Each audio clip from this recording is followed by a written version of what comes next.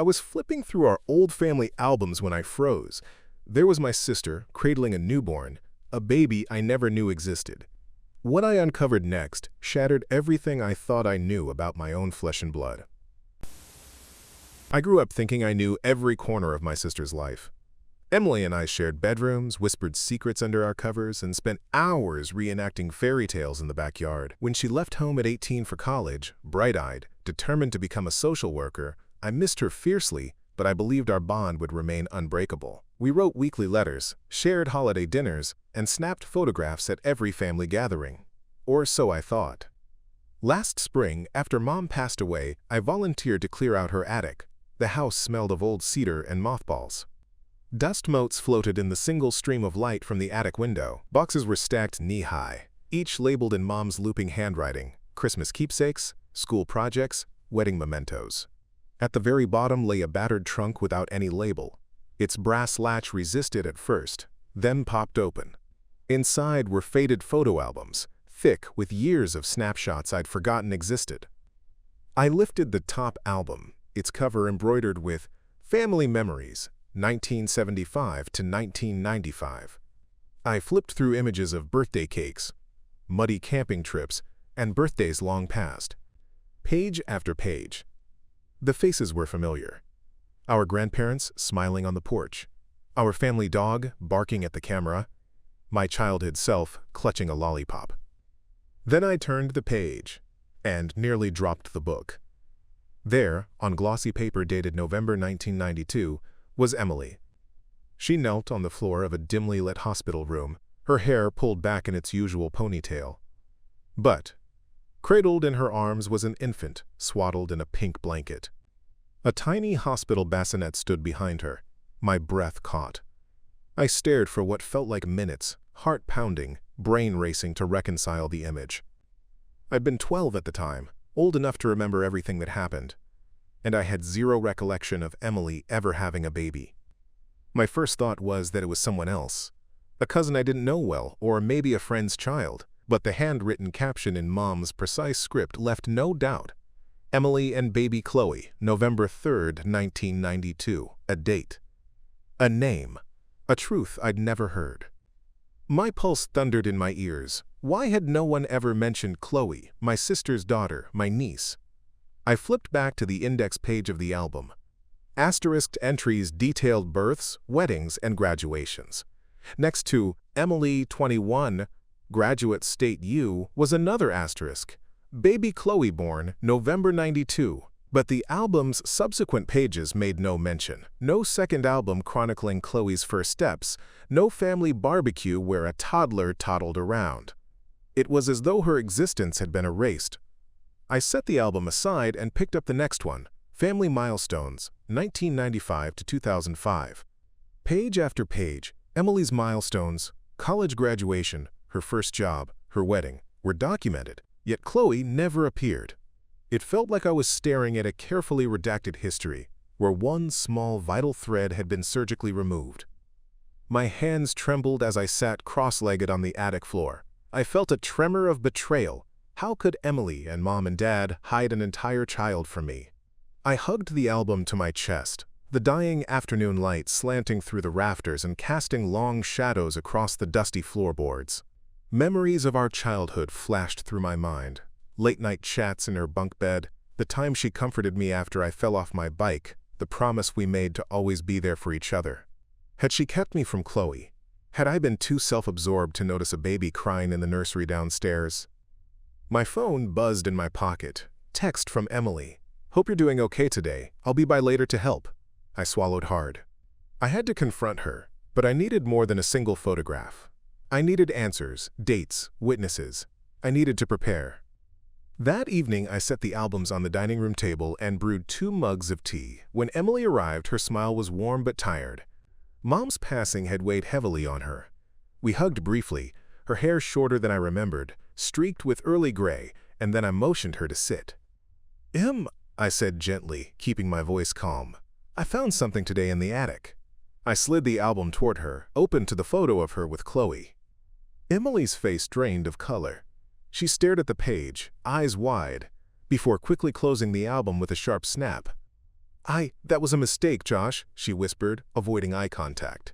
You shouldn't have gone through that trunk. My chest tightened. You hid her. You hid Chloe. I leaned forward. Em, this isn't right. I don't understand. She covered my hand with hers. It was before you were old enough to know. You barely remember that time. It was easier. For everyone.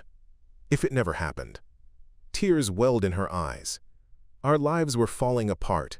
I was 17 and terrified. I didn't know how to be a mother. I felt a tangle of anger and guilt. Why never tell me? Why never tell Dad and Mom? Her gaze flickered to the album. They tried to help, but circumstances changed. You had school, your friends, your life. Chloe was placed with my best friend's family in Springfield. They raised her like their own. My mind reeled. Springfield. 2 hours away. A foster placement? An adoption? A life I'd never known. We have to go see her, I said, voice firm. I have to meet my niece. Emily shook her head, tears spilling over. It's not that simple. What followed was a painful silence. A lifetime of trust felt cracked. I wanted to help, to rescue her from the secret she'd carried. But more than that, I wanted to understand, to rebuild a family that had splintered in half without my knowing. I realized this would take time, sensitivity, and patient digging through layers of memories and records. That night, after Emily left, I sat alone at the kitchen table. The photo album lay open before me, its pages whispering of hidden truths. I took out my notebook and wrote at the top of a fresh page, Chloe Edwards, born November 3, 1992, Springfield placement. Beneath, I listed questions. Who are the adoptive parents? What were the legal arrangements?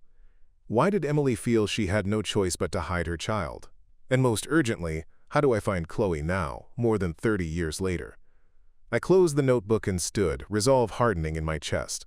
This story, our story, was just beginning. I would sift through birth certificates, medical records, and perhaps the court filings that documented Chloe's placement. I would talk to everyone who remembered that chaotic time. Aunt Margaret, who rushed Emily to the hospital, Nurse Patterson, who dried her tears, the family friend who might have kept in touch. And I would convince Emily to let me in, to let me help heal what we had kept fractured for decades. The next morning, I called Aunt Margaret. Her voice when she answered sounded hesitant, but when I mentioned Chloe's name and the photograph, her tone shifted. She agreed to meet me later that afternoon. As I hung up, I felt a rush of anticipation and dread. Answers were within reach, but the shadows of the past loomed large. I closed the album one last time and carried it downstairs. Wherever this path would lead, reunion, reconciliation, or perhaps fresh heartbreak, I knew I had to follow the truth. Our family's story depended on it. Update 1. Over the next week, I plunged into research like a detective on a high-stakes case. My first stop was the county courthouse, where I filed a public records request for Emily's hospital admission on November 3, 1992. In the clerk's cavernous records room, I sifted through bound volumes of birth logs, columns of names, dates, and attending physicians. At last, I found the entry. Edwards, Chloe, female, born the 3rd of November 1992, mother Emily Jane Edwards, attending Dr. Marion Curtis. Armed with that confirmation, I requested Chloe's original birth certificate. The clerk gave me a solemn look. Adoptions after 1991 are sealed, she said. You'll need court approval to unseal this record. My heart sank. So even though I knew Chloe existed, I couldn't access her vital details, adoptive name, parents, or address, without a judge's permission. Determined, I shifted focus to secondary sources. I visited the hospital where Emily gave birth, Riverside General, and requested old ward rosters. The overworked records manager reluctantly handed me microfiche reels from 1992. In the dim reading room, I loaded the sheets onto the viewer and scrolled frame by frame over black and white printouts. There, amid dozens of newborns, I spotted Edwards, Emily J., with newborn Chloe E. listed under Room 7B. On the same page, scribbled in a different hand. Temporary placement. Foster home pending adoption. A note. Ref. Foster parent inquiry. M. Reynolds, Springfield. That partial lead, M. Reynolds, Springfield, was my first connection to the out-of-state family. but Springfield was a city of 150,000. I needed to narrow it. I called the state's Department of Children and Families and spoke with an adoption supervisor, who explained the confidentiality rules. Foster placements and adoptions are strictly private unless both birth and adoptive parents consent. However, she offered a small opening. If I could provide proof of my relationship to Chloe, Emily's brother, I could petition the court for limited access. She emailed me the petition forms and a checklist of supporting documents. Back home, I drafted the petition. I included Mom's death certificate, my birth certificate to prove sibling relationship, Emily's consent form, which I didn't have, and a notarized statement from Aunt Margaret verifying Emily's motherhood and the Reynolds placement. I realized Emily's consent would be crucial, and she'd be unlikely to sign voluntarily. That night, I called Aunt Margaret. Aunt Margaret agreed to meet at a quiet cafe the next afternoon. Over chamomile tea, I laid out the photo album page, the microfiche print, and my petition draft. Her eyes glistened. "Your sister was so young, so scared," she whispered. "When she found out she was pregnant, she didn't know where to turn. Your parents helped her contact Mary Reynolds, that old family friend from church in Springfield, who agreed to take the baby temporarily. But Mary and her husband grew to love Chloe and eventually adopted her formally." I nodded, heart pounding. "Can you sign an affidavit confirming that? And would Emily agree to co-sign the petition?" Margaret shook her head slowly. "I don't think Emily is ready. She's overwhelmed by Mom's passing and the guilt of it all. But she does trust me. If I tell her that you're going through legal channels to find your niece and that we need her signature to help her connect, she may relent." She tapped the table. "I'll talk to her." With Margaret's promise, I returned home to assemble my petition packet, certified copies of our family records, the microfiche print, and a preliminary affidavit from Margaret. I left spaces blank for Emily's signature. Then I drafted a compassionate letter to my sister, explaining my intentions, that I wasn't judging her choices, only seeking to help reunite her with her daughter if she wished it. I slid the letter and petition forms into an envelope and, the next morning, hand-delivered it to Emily's door. No phone call. She needed time to digest. All day, my mind raced. Would she sign? Would the court grant me access? Was I overstepping? Late that evening, Emily texted, "Let's meet 7 p.m. at the park." My pulse spiked. We sat on a bench under the old oak, its branches just budding in spring. She held the petition in trembling hands. "I read your letter," she began. "I'm terrified. What if she doesn't want to see me? What if her family resents me?" I reached out. "Chloe is your daughter. She deserves to know you if she wants, and you deserve to meet her. I'll support you every step of the way." Tears pooled in her eyes as she reached for the pen. "Okay," she whispered. "I'll sign." Relief washed over me. We filled in her details together, her handwriting shaky but determined. She handed the completed forms back. "Be careful," she cautioned. "I don't want to destroy her life if she's happy where she is." I nodded, vowing to proceed with sensitivity. The next morning, I filed the petition at the county clerk's office. The judge's chambers required a brief hearing. I explained my relationship to Chloe, our family history, and Emily's consent. The judge listened thoughtfully, then signed the order. Petition granted. Records to be unsealed for the limited purpose of identifying adoptive family and notifying birth mother. I nearly stumbled as she handed me the stamped documents. After 30 years of secrecy, the path to Chloe was finally opening. That afternoon, I returned to the Department of Children and Families office with the court order. The same supervisor smiled as she processed my request and printed a sealed envelope containing Chloe's adoption record, her legal name, Chloe Marie Reynolds, and the adoptive parents' address in Springfield. My hands trembled as I read, "Mr. and Mrs. Michael Reynolds, 482 Elmwood Avenue, Springfield, Illinois." My pulse was thunderous. In 2 days, I would stand on their doorstep. As I drove home, I pictured Emily's reaction, first awe, then fear, then hope. A hidden life was about to be revealed. I parked in our driveway, clutching the envelope like a lifeline. I texted Emily, "I have the address. Are you ready?" Her reply came 4 seconds later. "Yes, let's go tomorrow." Update 2. The morning sun was barely cresting the horizon when Emily and I rolled out of our driveway bound for Springfield. A nervous excitement hummed between us as we climbed into my car, the adoption packet now stamped and sealed, resting on the passenger seat. Neither of us spoke much. The gravity of what lay ahead pressed on our hearts. After 30 years of secrecy, we were finally going to meet Chloe's adoptive family. And perhaps, for the first time, see the young woman who had unknowingly shaped both our futures. The drive to Springfield took just over 2 hours. Along the way, I reviewed the Reynolds address on my GPS, 482 Elmwood Avenue, a quiet street lined with flowering dogwoods and tidy lawns. Emily nervously tucked a loose strand of hair behind her ear, glancing at the slip of paper in her hand where she'd scribbled Chloe's birth date and our mother's old address. "Do you think they'll be warm?" she asked, voice barely above a whisper. "I think they've been preparing for this meeting," I replied. The court order required notification. They would have received an official letter explaining the situation and your consent. They know we're coming. Still, my own heart pounded at the thought of standing face to face with strangers who might see us as intruders rather than kin. We pulled into a gravel driveway beside a modest brick bungalow. A white picket fence framed the front yard, where 2 rocking chairs sat on a sunlit porch. A silver sedan, no doubt belonging to Michael and Laura Reynolds, was parked neatly to one side. Emily took a deep breath, arranged her coat, and we approached the front door together. I cleared my throat and rang the doorbell.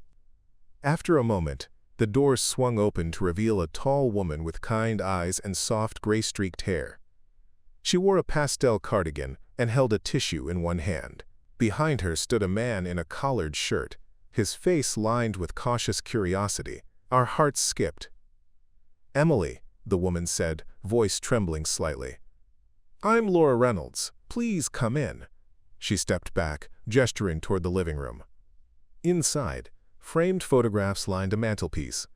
A smiling toddler playing in a sandbox. A family portrait with a young woman whose face, her brown curls, her bright eyes, looked so much like Emily's. "Thank you for seeing us," Emily said, her voice catching. "I'm so grateful for everything you've done for Chloe, for giving her a loving home." Tears welled in Ms. Reynolds' eyes as she nodded. "She's our daughter in every way that matters, but I've kept hope in my heart that you'd one day want to meet her." We sat on a plush sofa across from the couple. I placed the sealed envelope from the agency on the coffee table and slid it toward them. Michael broke the seal and withdrew the paperwork. He scanned it, then looked up at Emily.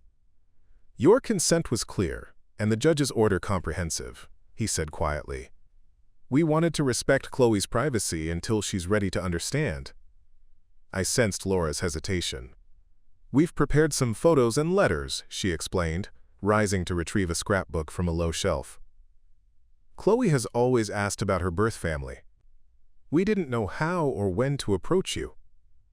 She opened the book to reveal neatly organized pages, baby pictures from her first birthday, school portraits, vacation snapshots. "Here's Chloe at 5, in her ballet costume, here at 10, winning a spelling bee."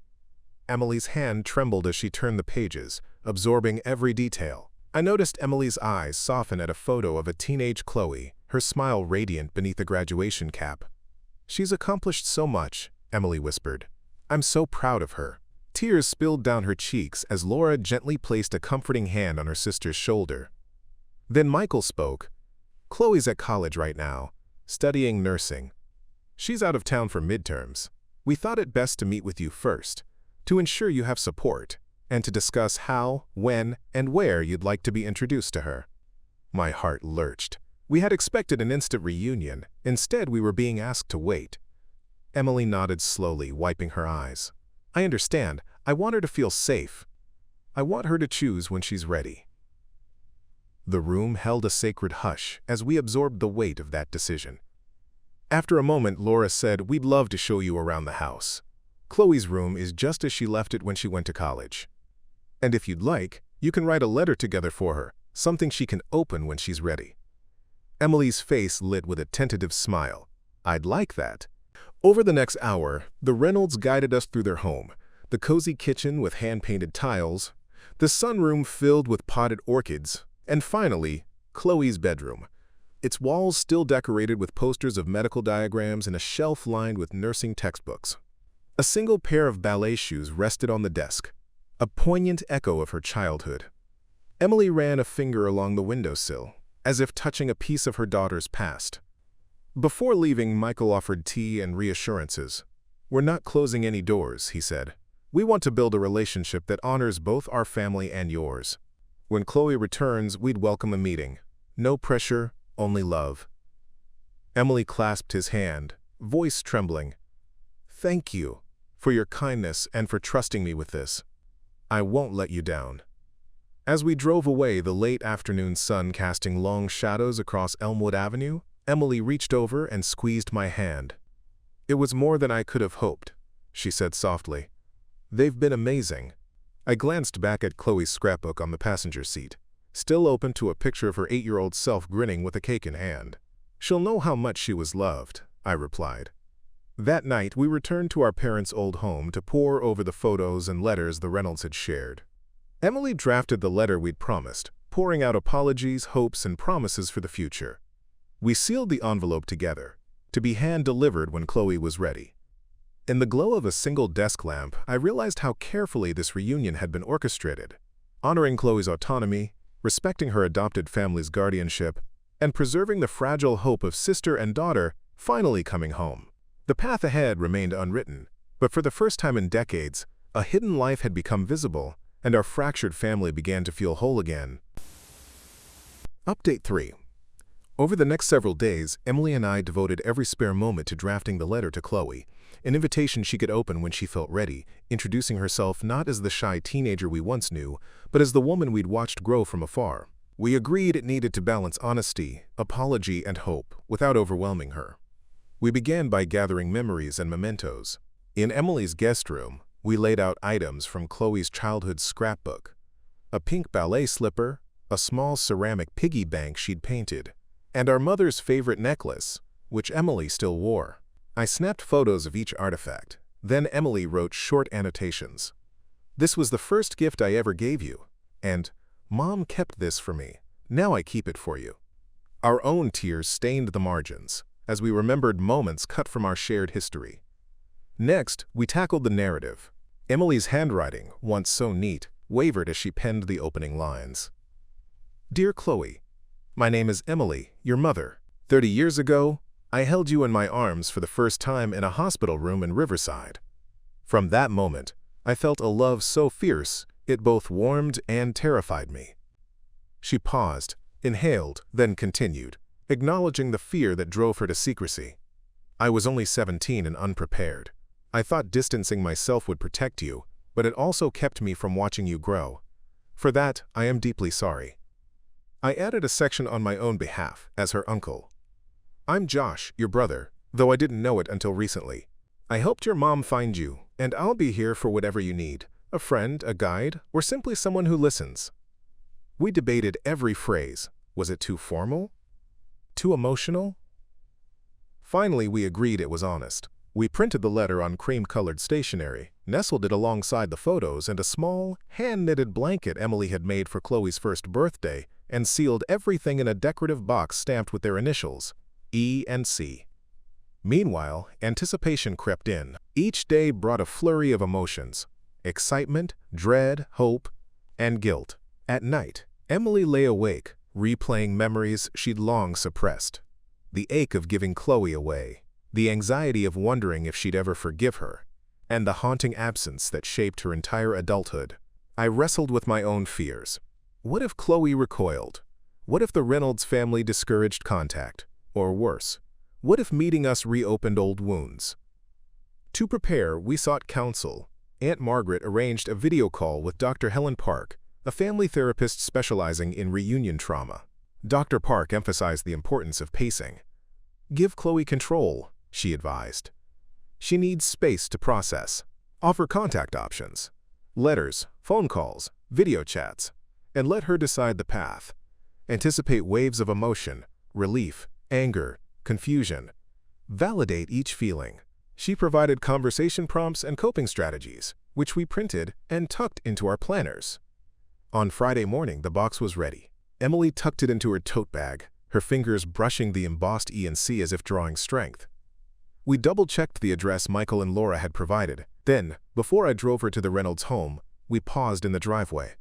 Emily closed her eyes and took a deep breath. "No matter what happens," she said, voice firm but vulnerable, "we've done everything we can." I nodded, wrapping an arm around her shoulders. "We'll face it together." At 2 p.m., we rang the doorbell of 482 Elmwood Avenue. Michael greeted us, offering warm smiles. He led us to the sunroom, where a small table awaited, draped in a white cloth. Behind him, a row of windows overlooked the garden, where tulips swayed in a gentle breeze. Laura joined us, her eyes soft with empathy. Emily set the box on the table. "This is for Chloe," she said, voice trembling. "I'd like for her to have it when she's ready." Laura placed a gentle hand on her arm. "We'll give it to her tonight," she promised. "We'll explain we didn't want to pressure her before her finals." I stayed silent, heart pounding as we explained our plan. Letters, photos, and a single keepsake from her infancy. Michael asked if Emily would like to record a brief video message, and she agreed. With shaking hands, she recorded a heartfelt 2-minute greeting, expressing her love and willingness to meet on Chloe's terms. Michael transferred the file to the family tablet and prepared to play it for Chloe that evening. As we said our goodbyes, Laura squeezed Emily's hand. "No matter what unfolds, know that we all love her deeply. We'll support her choices." Emily nodded, tears brimming. Driving away, we felt a mixture of relief that the box was in safe hands and anxiety over the unknown response. That night, we barely slept. Our phones remained silent until 9:17 p.m. when a text from Laura appeared. "Chloe has the package. She watched your video message and was very moved. She'd like to video chat with you tomorrow afternoon. Will that work?"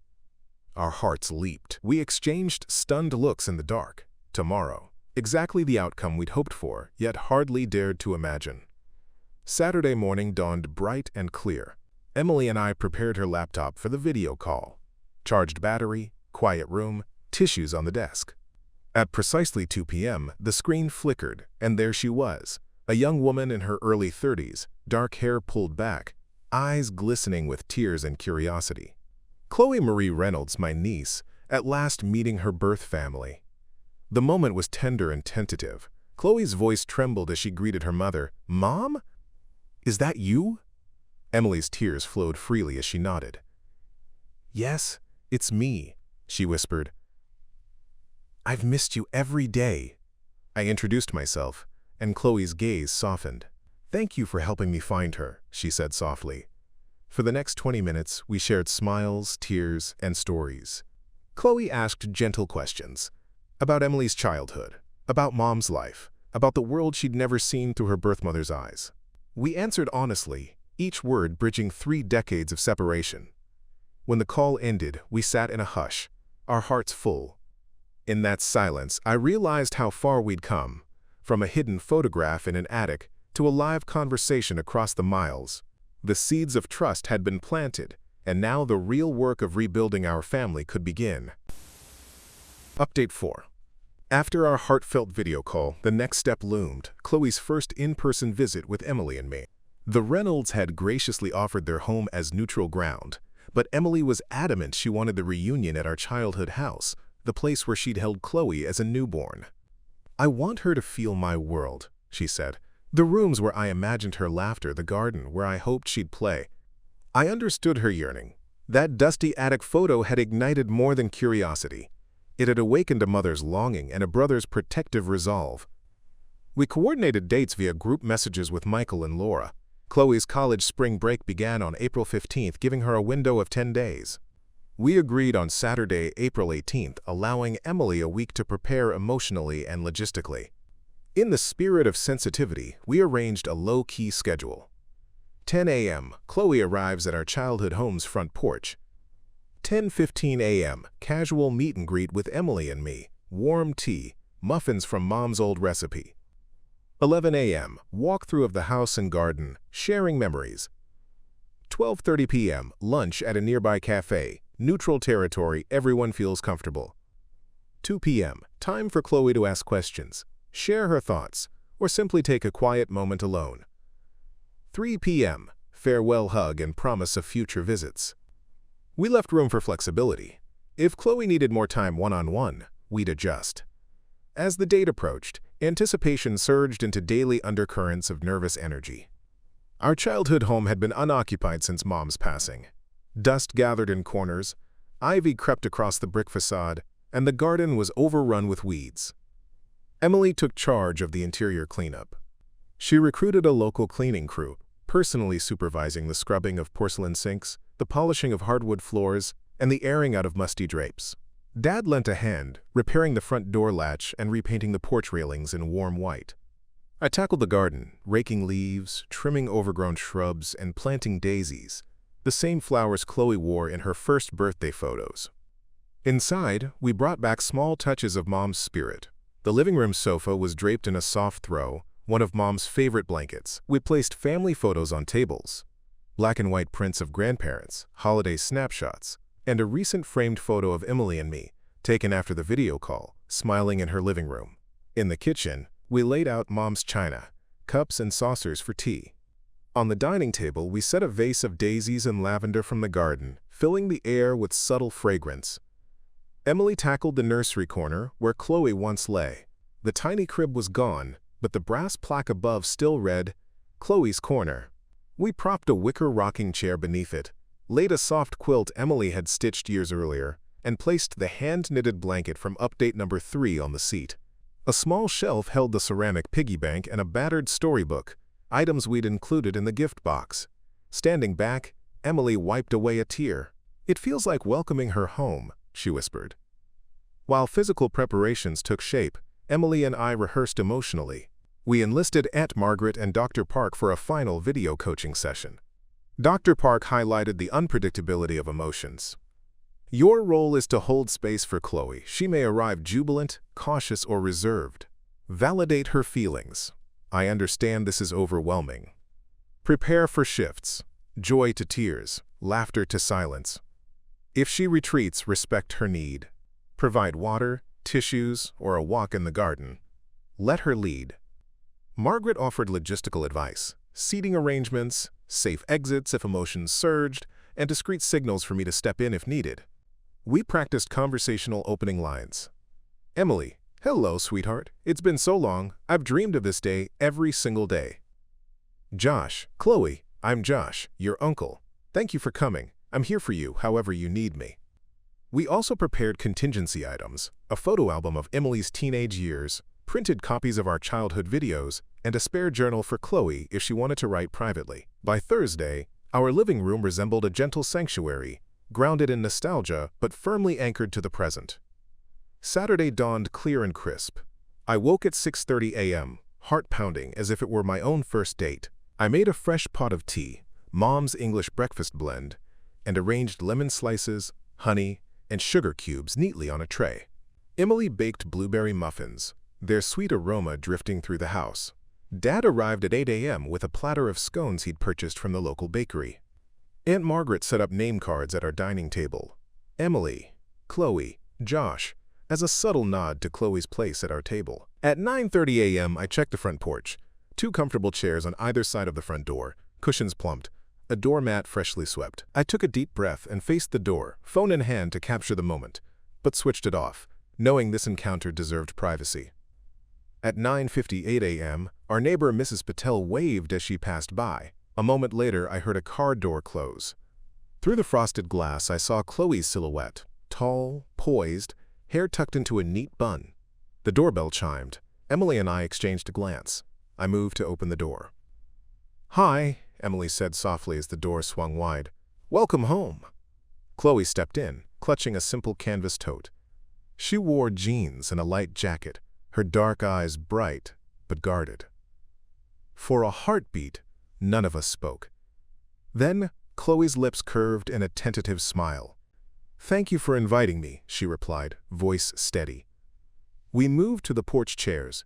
Emily handed Chloe a tea and a muffin, her hands trembling slightly. "I'm so happy you're here," she said, eyes glistening. Chloe took a slow breath and sipped her tea. "It's surreal," she admitted. "All my life, I wondered if this day would come." She studied the porch, familiar in an uncanny way, like a dream that's half remembered. I leaned forward. "We've missed you," I said, voice firm yet gentle. "You've always been part of our family, in our hearts." Chloe nodded. "I've thought about you all so much. My parents told me you might visit after my finals, but I didn't know what to expect." She glanced at the wicker chair in Chloe's corner. "This was your home." Emily rose and guided Chloe to the rocking chair.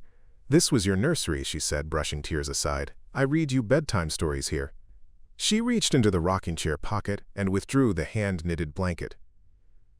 "I made this for your first birthday." Chloe's eyes welled up as she touched the soft yarn. "It's beautiful," she whispered.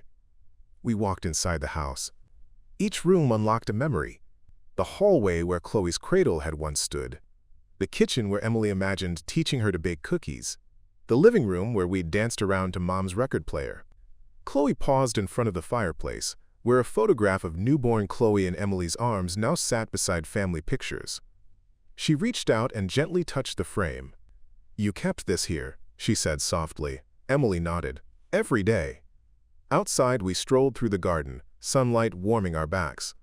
I pointed out the daisies and lavender Emily had planted. Chloe bent to smell a lavender bloom. "I remember this scent," she murmured. We paused by a sunlit bench beneath the magnolia tree, the very tree where Emily and I had once played as children. Chloe smiled faintly. "I used to love hiding behind it," she said. Emily laughed through tears. "I always found you hiding back here." The three of us stood in silence, letting memories swirl around us, bridging decades in just a few footsteps. At 12:30 p.m., we drove together to the nearby cafe. Over salads and tea, the conversation flowed more easily. Chloe asked about our mother, stories she'd never heard, how Mom sang lullabies, how she pressed daisies into books, how she dreamed of grandchildren. Emily shared family anecdotes, how Dad built that magnolia bench, how Aunt Margaret once taught her to ride a bike, how I crashed the family car, twice, testing its brakes. Chloe laughed, a full, genuine laugh that filled me with warmth. "I can't believe I missed all this," she said, eyes glimmering. "Thank you for sharing." Then her expression sobered. "I know this is a lot," she took Emily's hand. "But I want more. I want to learn everything." Back at home, we honored the plan's afternoon interlude. Chloe requested quiet time alone in the sunroom, a space she'd come to love during our first visit. Emily and I retreated to the garden, where we sat under the magnolia in companionable silence. "She's amazing," Emily said, brushing a tear. "So kind, so resilient." I nodded. "This is just the beginning." Inside, I later found Chloe seated by the window, the photo album from update number 2 open on her lap. I quietly sat beside her. "Would you like to take this home?" I offered. She closed the album and smiled. "Can I? I want to show Mom," she said, nodding toward the Reynolds home up the block. "And maybe we can make another album of our time together." At 3 p.m., we gathered on the porch for farewells. Chloe enveloped Emily in a long embrace, whispering, "I love you, Mom," into her ear. I hugged her tightly and whispered, "Welcome to the family." She pulled back, their eyes gleaming with tears. Before leaving, Chloe pressed a small envelope into Emily's hand. "For you," she said, "a note I wrote this morning." Emily opened it to find a handwritten message. "Mom, thank you for finding me. I'm not angry. I'm grateful. I want to know you, but at my pace. I love you. Chloe." Emily kissed the note to her heart. "I love you too," she whispered. As Chloe walked to her car, we stood on the porch waving until she disappeared down the street. I closed the door gently and turned to Emily. "How do you feel?" I asked. Her smile was radiant. Relieved, hopeful, and ready for what's next. Update 5. In the weeks following Chloe's first in-person visit, our lives settled into a gentle rhythm of reconnection and discovery. The initial awe and emotional intensity of that reunion gradually gave way to everyday moments, shared meals, laughter, and the kind of ordinary routines that form the bedrock of family. Yet beneath the surface, profound shifts were taking place. Identities were realigned, old wounds began to heal, and new traditions emerged to bridge 3 decades of separation. After Chloe returned to college for the remainder of spring term, we agreed on a visiting schedule that honored her autonomy and our eagerness to deepen our bond. Twice a month, Emily would drive to Springfield for a Saturday afternoon tea with Chloe. No expectations, just open conversation. Once each quarter, Chloe would come home for a weekend at Elmwood Avenue, staying in her former nursery, now rechristened Chloe's Haven, complete with fresh flowers and a stack of novels she'd left behind at graduation. Our first official Chloe's weekend arrived in May. On Friday evening, Chloe stepped through the front door, carrying a bouquet of daisies from her hometown garden, an echo of the flowers that had welcomed her the first time. She wore a simple sundress and a backpack adorned with nursing school pins. We greeted her with the same muffins and tea ritual, only this time the comfort between us felt familiar rather than tenderly new. Dad replayed family videos in the living room, Christmas mornings, Easter egg hunts, and the infamous 4th of July fireworks show that had left Emily with singed bangs. Chloe laughed at our clumsy dancing and volunteered to teach us her modern TikTok dance moves, bridging generational gaps with playful energy. One afternoon, Chloe and I embarked on a project to digitize Mom's old home movies. We set up a small scanner in Chloe's Haven, and over the course of an entire Saturday, we converted tapes of our childhood to digital format. As we watched our younger selves splash in sprinklers and chase the family dog in the backyard, Chloe reached out and squeezed my hand. "I feel like I know you now," she said softly. "I can see the house I grew up in, even if I wasn't here." That simple moment, sharing laughter at a 3-year-old me spinning in a hula hoop, solidified the bond of uncle and niece. We spent the rest of the day adding captions and background music, crafting a video playlist we promised to share with her college friends and, one day, her own children. In June, we resurrected one of Mom's favorite traditions, Sunday spaghetti dinners. Every first Sunday of the month, our extended family gathered at Elmwood Avenue for pasta, garlic bread, and Mom's secret marinara sauce recipe. Chloe arrived wearing an apron emblazoned with chef in training, eager to help Emily in the kitchen. Emily taught Chloe how to roll meatballs just as Mom had shown her years ago, and soon the aroma of garlic and simmering tomatoes filled the air. At the table, we shared stories. Chloe described her clinical rotations in the hospital, Aunt Margaret recounted tales of Emily's childhood pranks, and Dad teased us both about our shared penchant for midnight snacking. Over one of these dinners, Chloe presented a surprise, a framed photo collage featuring snapshots from updates number 2, number 4, her baby picture in Emily's arms, the Q&A with the Reynolds, her first tea on the porch, and the video we made together. She titled it The Journey Home. As Emily and I gasped, Chloe smiled. "I wanted to thank you for making space in your hearts and home." Tears welled in our eyes. In that moment, the collage symbolized the tapestry we'd woven. Threads of past and present interlaced with love and forgiveness. Despite our joy, there were still undercurrents of unresolved feelings. One sweltering July afternoon, Chloe hesitated when Emily broached the subject of birth records. "I've been thinking about my legal identity," Chloe said, voice small. "I still feel like I'm two people, Chloe Reynolds and Chloe Edwards. What if I'm not sure which one I am?" Emily and I exchanged a glance. We invited Chloe to our home office, where Dr. Park's notes lay waiting. With guidance, we helped Chloe draft a letter to the court requesting an amendment, allowing her to recognize her birth name legally alongside her adoptive name. It was a small but meaningful step. Chloe would carry both names forward, honoring the life she'd been given and the family she'd lost. That afternoon of paperwork and forms, Chloe looked at Emily and me and said, "Thank you for letting me choose. For once, I feel like I'm in control of my story." Her words rang with quiet resolve. We filled out the petition together, printed it, and mailed it the next day. Weeks later, Chloe's dual name certificate arrived. Chloe Marie Edwards Reynolds. We framed it and hung it in the hallway, an emblem of wholeness. As the year progressed, our circle of reunion grew. Emily invited Chloe to call Aunt Margaret every Sunday, sharing recipes and family lore. I introduced Chloe to our high school friends via a small backyard barbecue, where she discovered that our old classmates remembered her name whispered in hallways years ago. Even the Reynolds traveled north for a summer picnic, bringing homemade apple pie and joining in cornhole games under the magnolia tree. The mingling of two families, birth and adoptive, felt seamless, anchored by mutual respect and warmth. One milestone that stood out was Chloe's nursing pinning ceremony in August.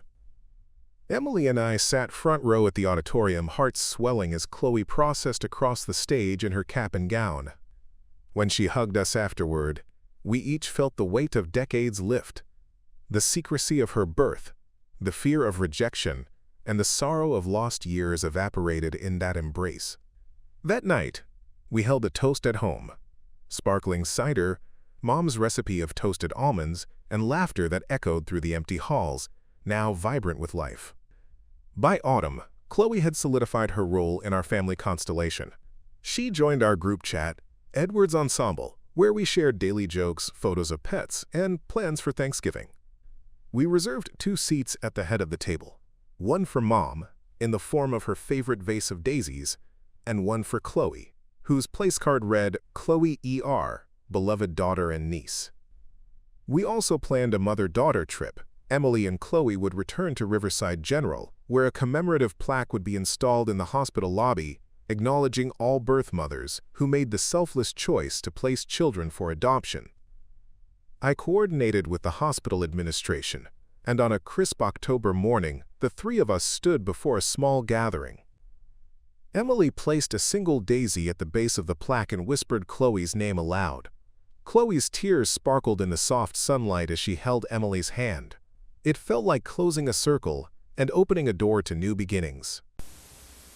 Our journey, from the discovery of that single photograph in the attic to the joy of shared Sunday dinners and the pride at Chloe's pinning ceremony, reveals the power of truth, courage, and unconditional love. In the end, the greatest legacy we could leave Chloe wasn't rooted in the past she missed, but in the promise of every tomorrow we create together.